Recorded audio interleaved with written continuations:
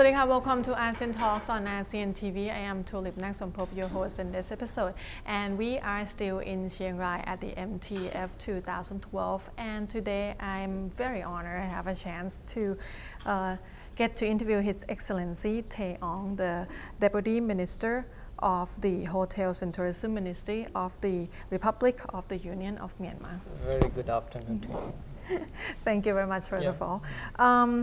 Just go right to the question. You're participating in this Mekong Sub-Region Tourism Forum of 2012. You have been with this since the beginning, Myanmar, since the 1992? Yes, when it was just formed in 1992, we have already participated in this region. So has it been changing in the past 20 years? Yeah, they are, because the time is, you see, now over 20 years, so there are many changes happening during the period.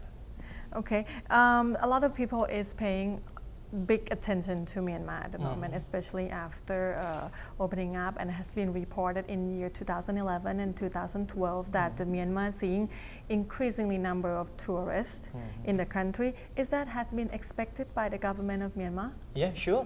When the country is open to the world in terms of the politics, in terms of the economics, so we can see a lot of changes, so we can expect that.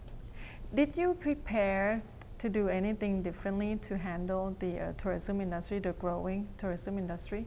Yes, right now, according to the growth, we have to be aware of the overdevelopment of the industry. Otherwise, it will be saturated in a few while, because this year we have received about 35% growth comparing to last year. So if you have no controls, if you have no plan, you will be facing with many negative impacts. That's why we have to be careful on the responsible tourism development like that.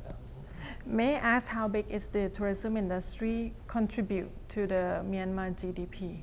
For the time being, it is not yet, because this is also the based on the calculation of the national income. So right now, in last year, we have received, say, 400,000 international visitors by Yangon International Airport, say, by air, and also we have some overland visitors from the neighboring countries like Thailand and also China. So upon that, we can calculate it as a national income is about $300 million US, and the length of stay is about 7 days.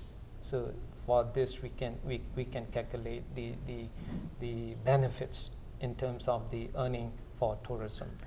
There has been a lot of talk, since you're talking about the neighboring country, there has been a lot of talk about how to make this region borderless, coming AAC in 2015 to get, let's say, the one visa for the whole region.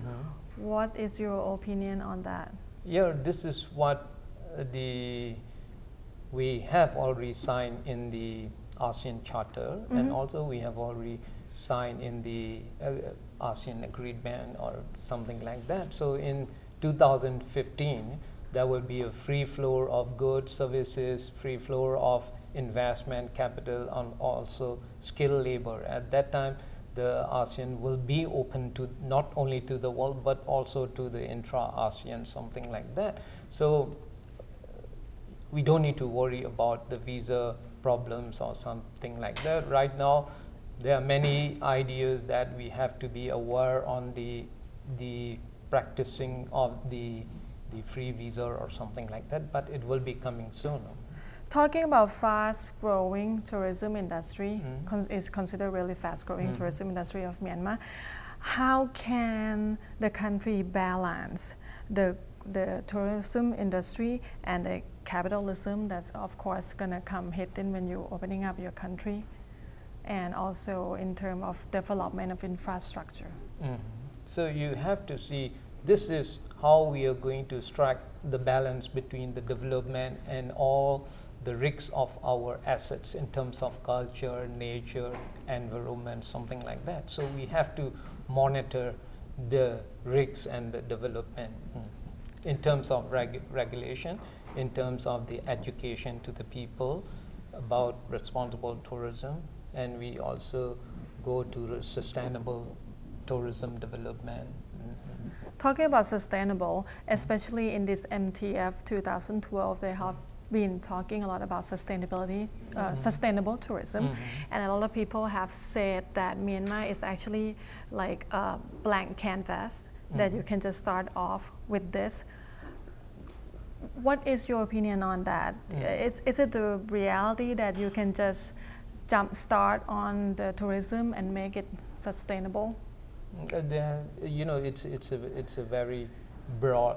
The question is very broad. So, but anyway, when we are going to develop tourism, we have to be aware of not only the benefits that you can get from the industry, but also you have to be aware of the negative impact. So you need to adjust, you need to make the balance between the development, the positive and negative of the activity. If you're going along with proper plan and monitoring system, you will be going to sustainable tourism development in the country.